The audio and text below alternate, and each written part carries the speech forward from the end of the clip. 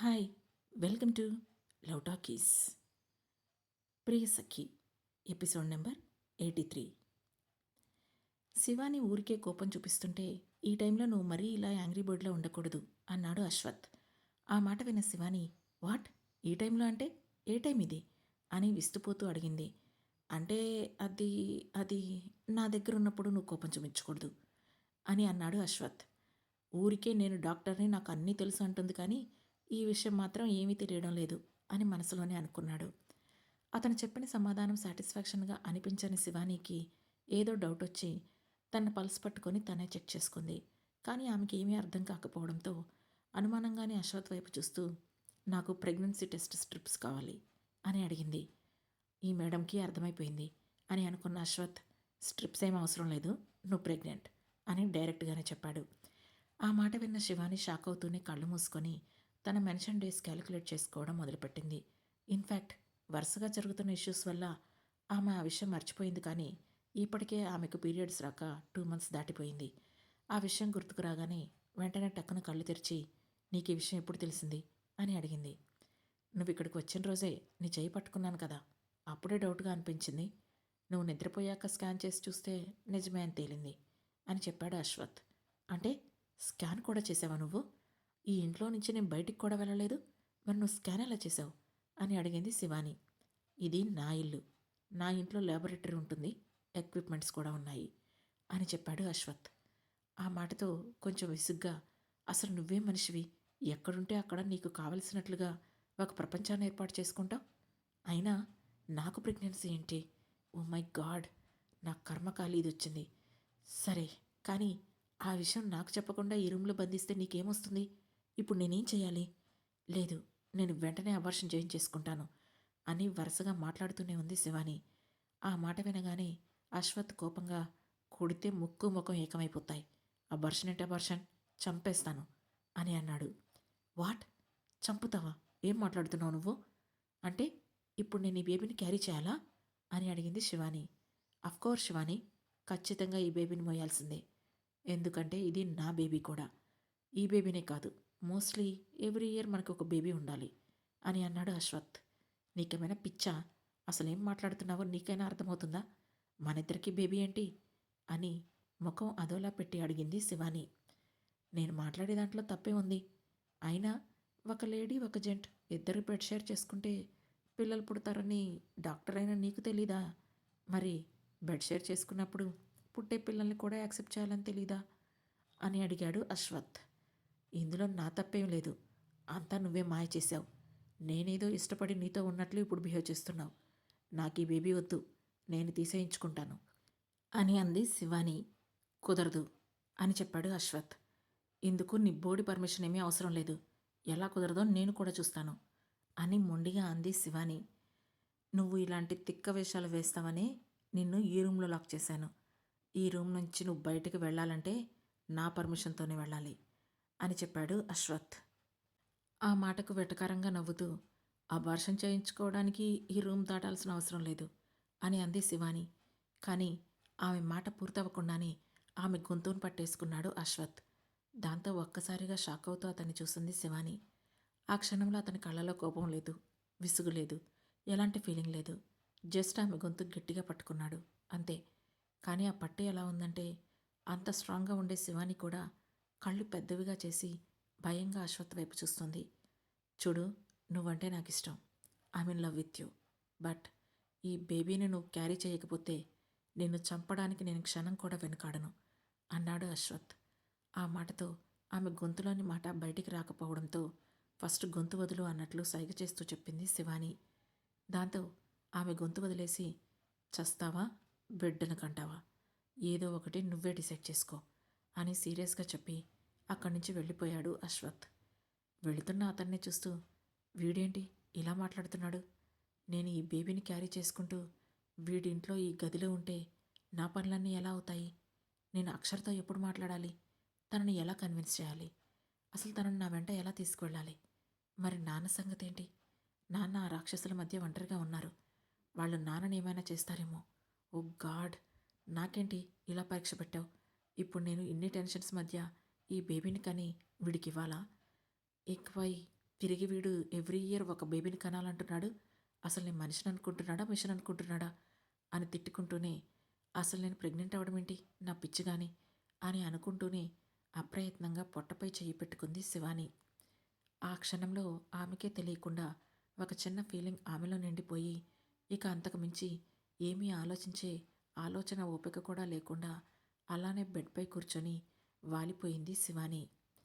మరోవైపు ఆ రోజు అక్షర కాలేజ్ అయిపోయి బయటికి వస్తుంటే, అక్షర, అప్పుడే ఇంటికి వెళ్ళేం చేస్తావు అంటూ వచ్చి ఆమె చెయ్యి పట్టుకున్నాడు రాకీ. వెంటనే ఆమె చుట్టూ ఉండే సెక్యూరిటీ వచ్చి రాకీ పైకి వెళ్ళబోతుంటే వాళ్ళని కళ్ళతోనే కంట్రోల్ చేసి రాకీ చేతిలో నుండి తన చేతిని వదిలించుకున్న అక్షర ఆ తర్వాత రాకీ వైపు చూసి, నాకు ఇలాంటివి నచ్చవు రాకీ, డోంట్ టచ్ మీ అని చెప్పింది. ఆ మాటతో రాకీ మెల్లగా ఆమె చెయ్యి వదులుతుంటే అతని పక్కనే ఉన్న ఓ అమ్మాయి, అక్షర, ఇట్స్ టూ మచ్, జస్ట్ క్యాంటీన్కి రావడానికి ఏమైంది అని అడిగింది. ఆ మాటతో విసురుగా ఆమె వైపు చూసి ఆ తర్వాత రాకీ వైపు చూసి, చూడు రాకీ, నన్ను ఇబ్బంది పెట్టుకు, నువ్వు ఇబ్బంది పడకు, నాకు ఇలాంటివన్నీ నచ్చవు అని చెప్పింది అక్షర. బట్ నువ్వు మాతో ఫ్రెండ్గా కలిసిపోవాలని మా ఆశ అక్షర, అందుకే అన్నిట్లో నేను ఇన్వాల్వ్ చేయాలని చూస్తున్నాం అని అన్నాడు Rocky. Thank you, but now I'm not interested, ఆ టైం వచ్చినప్పుడు ఖచ్చితంగా వెళ్దాం అని చిన్న స్మైల్తో చెప్పి సెక్యూరిటీతో అక్కడి నుంచి వెళ్ళిపోయింది అక్షర. వెళుతున్న ఆమెని చూస్తూ ఉండిపోయాడు రాకీ. అతని పక్కనే ఉన్న అమ్మాయి, ఇదేంటి రాకీ, తనను అలా వదిలేశావు, నువ్వు చేసిన హెల్ప్ గురించి చెప్పి ఎలాగైనా క్యాంటీన్కి తీసుకొద్దామంటే నువ్వే లీనియన్స్ ఇచ్చేశావు అని అడిగింది. అక్షర కొంచెం సున్నితమైన అమ్మాయి, తనని మనం ఫోర్స్ చేస్తే మనతో వస్తుందేమో కానీ ముడుచుకుపోతుంది, కానీ తనే ఇష్టంగా వస్తే అప్పుడు మనతో త్వరగా కలిసిపోతుంది. కొంచెం లేట్ అయినా తను ఇష్టంగానే నా దగ్గరికి రావాలి, తను ఇష్టంగా వస్తే ఆ కిక్కే వేరు అని అన్నాడు రాకీ. ఓ, నీకు తన గురించి అంత బాగా తెలుసా అని అడిగింది ఆ అమ్మాయి. నాకు తెలిసినంత బాగా బహుశా ఈ ప్రపంచంలో తన గురించి ఎవరికీ తెలియదేమో అన్నాడు రాకీ. అదేంటి, తన హస్బెండ్కి కూడా తెలీదా అని అడిగింది ఆ అమ్మాయి. నో, ఎవరికీ తెలీదు అని చెప్పాడు రాకీ. ఆ మాటతో నుదురు చిట్లించి అనుమానంగా అతని వైపు చూసింది ఆ అమ్మాయి. మరోవైపు అక్షర కారు ఎక్కగానే వెంటనే విక్రమ్కి కాల్ చేసింది. అతను ఫోన్ లిఫ్ట్ చేయగానే, సారీ, మార్నింగ్ నీతో మాట్లాడుతున్న విషయం మర్చిపోయాను, కాల్ ఎప్పుడు కట్ అయిందో కూడా చూసుకోలేదు అని చెప్పింది Akshara. It's okay Akshara, how is your day అని అడిగాడు Vikram. Fine Vikram, but morning చిన్న ఇష్యూ అంది అక్షర. ఓ, ఏమైంది అని అడుగుతూనే ఆమెకు వీడియో కాల్ కనెక్ట్ చేశాడు. వెంటనే ఆ కాల్ను యాక్సెప్ట్ చేసింది అక్షర. ఏం జరిగింది మేడం అని అడిగాడు విక్రమ్. మేడమా అని చిన్నగా నవ్వి, లాస్యతో ఓ ఇష్యూ జరిగింది, తనేదో అంటుంటే నేను కూడా టెంపర్ లూజ్ అయ్యి తన మీద అరవటమే కాకుండా తనను ఇంటి నుంచి పంపించేశాను అంటూ జరిగిన విషయం మొత్తం ఎక్కడా మిస్ అవ్వకుండా ఒక మాట కూడా ఎక్స్ట్రా లేకుండా చెప్పింది అక్షర. ఆల్రెడీ పొద్దున విన్నదాన్ని మళ్ళీ ఆమె చెబుతుంటే వింటూనే విక్రమ్ కూడా సైలెంట్గా ఉండడంతో, తప్పు చేశాను విక్రమ్ అని నెమ్మదిగా అడిగింది అక్షర.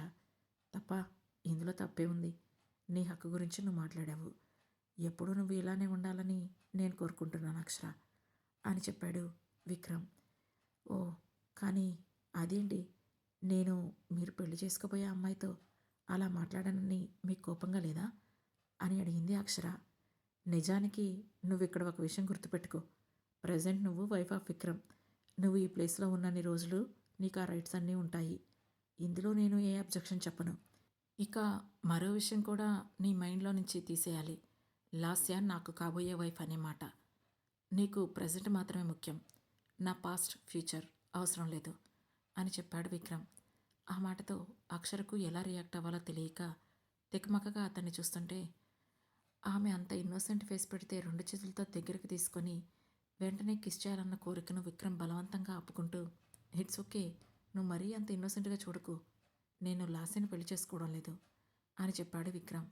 ఆ మాటతో షాక్ అవుతూ, వాట్, మీరు లాస్యను పెళ్లి చేసుకోవడం లేదా, కానీ ఎందుకు అని షాక్ అవుతూ అడిగింది అక్షర.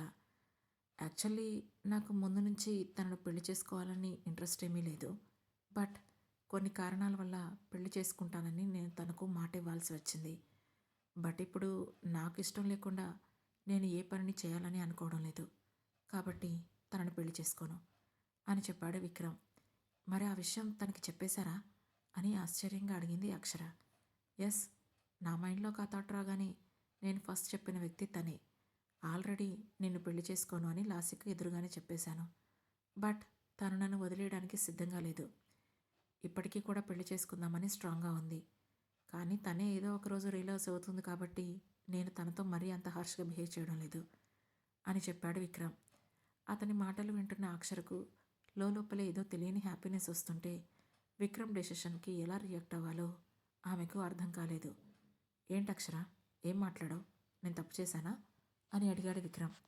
ఆ మాటతో ఉలిక్కి పడుతూ, నో విక్రమ్, ఇది మీ లైఫ్, మీ ఇష్టం, మీకు నచ్చినట్లు ఉండండి అని చెప్పింది అక్షర. అంతేనా అన్నాడు విక్రమ్. హా, అంతే అంది అక్షర. రాక్షసి, సడన్గా ఈ డెసిషన్ ఎందుకు తీసుకున్నారు? ఏ పరిస్థితుల్లో తీసుకున్నారు?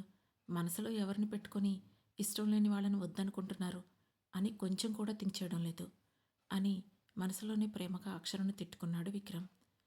అప్పుడు అక్షర కార్ ఇంటి ముందు ఆగడంతో విక్రమ్తో మాట్లాడుతూనే లోపలికి వెళ్ళింది. అసలు విక్రమ్ వెళ్ళి ఒక్కరోజు కూడా పూర్తిగా గడిచిపోలేదు.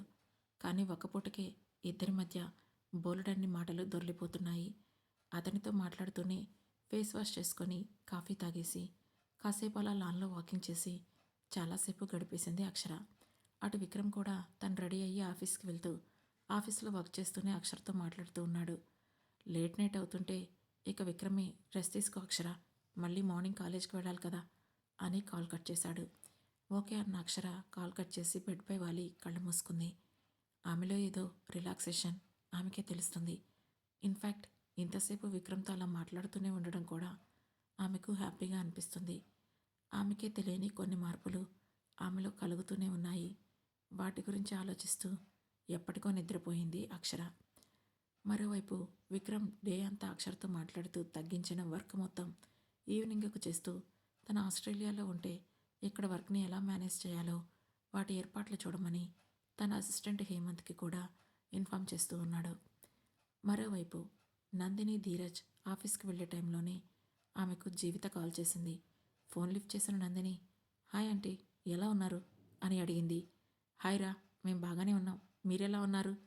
ఎప్పట్లాగే గొడవ పడుతున్నారా అని అడిగింది జీవిత.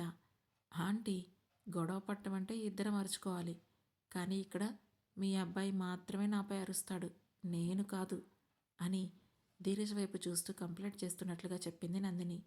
అదేలే, ఏదో ఒకటి, ఏం చేసినా మరి నీకు ఓకే అంటున్నావు కదా, ఇంతకీ ఏం చేస్తున్నాడు వాడు, బాగానే ఉన్నాడా అని అడిగింది జీవిత. ఫైన్ ఆంటీ, కారులోనే ఉన్నాం, ఆఫీస్కి వెళ్తున్నాం అని చెప్పింది నందిని.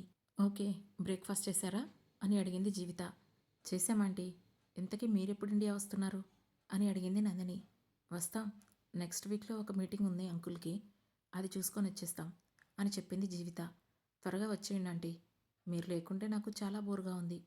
మేం కూడా ఈ వీకెండ్లో ఒక చిన్న పని మీద ఆస్ట్రేలియా వెళ్తున్నాం, ఒక 3-4 డేస్లో వచ్చేస్తాం అని చెప్పింది నందిని. ఆస్ట్రేలియా వెళ్తున్నారా? ఎందుకు ఈ మధ్య అక్కడికి చాలా ఎక్కువగా వెళ్తున్నారు? అక్కడ ఏదైనా బిజినెస్ ప్లాన్ చేస్తున్నారా అని అడిగింది జీవిత. ఆ మాటతో పక్కనే ఉన్న ధీరజ్ వైపు చూసింది నందిని. అప్పటి వరకు వాళ్ళ మాటలు వింటూనే ఉన్నాడు ధీరజ్. నా ముఖమేం చూస్తావు, వాళ్ళు అడగకుండానే ఇన్ఫర్మేషన్ ఇచ్చావు, ఇక నువ్వే ఏదో ఒకటి మేనేజ్ చేసుకోపో అన్నట్లు ఓ లుక్ ఇచ్చాడు ధీరజ్. అది అర్థం చేసుకున్న నందిని చిన్నగా నవ్వుకొని, లేదంటే యాక్చువల్లీ విక్రమ్ గారు అక్కడే ఉన్నారు, మీకు చెప్పనే లేదు కదా, విక్రమ్ గారి వైఫ్ అక్షర నా బెస్ట్ ఫ్రెండ్, తను అక్కడే ఉంది, సో వీకెండ్లో వాళ్ళతో కలిసి చిల్ అవుదామని మేమిద్దరం కూడా వెళ్తున్నాం అని చెప్పింది నందిని. ఓ, యంగ్స్టర్స్ ట్రిప్ అనమాట. అవును, అక్షర అక్కడేం చేస్తుంది అని అడిగింది జీవిత. తను హయ్యర్ స్టడీస్ కోసం ఆస్ట్రేలియా వెళ్ళిందంటీ అని చెప్పింది నందిని. వాళ్ళు అలా మాట్లాడుకుంటూ ఉండగానే ఇంతలో ఆఫీస్ రావడంతో కాల్ కట్ చేసి ఇద్దరూ ఆఫీస్కి వెళ్ళిపోయారు. ఇక మరోవైపు కాల్ కట్ అయిన తర్వాత ఫోన్ పక్కన పెట్టేసిన జీవిత కళ్ళు మూసుకుంది.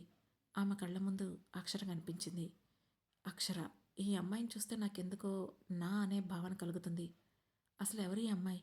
అచ్చం చనిపోయిన నా కూతురు దివి ఉన్నట్లే ఉంది, కానీ తను దివి కాదు అని ఆలోచిస్తూనే ఉండగా అప్పుడే ఆమెను గమనించిన వికాస్, ఏమైంది, ఇప్పుడే కోడలతో మాట్లాడావు, అంతలోనే అంత డల్గా అయిపోయావేంటి అని అడిగాడు.